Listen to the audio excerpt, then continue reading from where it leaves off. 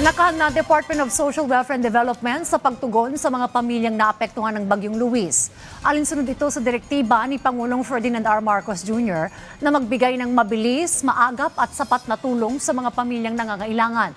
Sa kasalukuyan ay may mahigit 4 na milyong family food packs ang nasa national stockpile ng DSWD, habang mahigit 1,000 warehouse ang nakahanda na may mga pagkain at iba pang relief items.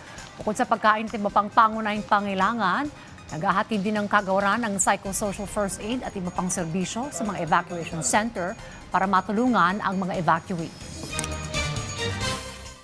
Makinig po kayo sa mga abiso ng ating pong mga local officials. Kapag sinabi po ng ating pong mga barangay officials o mga DRM officers na tayo ay lumikas, magsagawa nga ng preemptive evacuation, as you've mentioned, sumunod po tayo dahil para po ito sa inyong kaligtasan at para po mailayo kayo sa anumang uri po ng kapahamakan.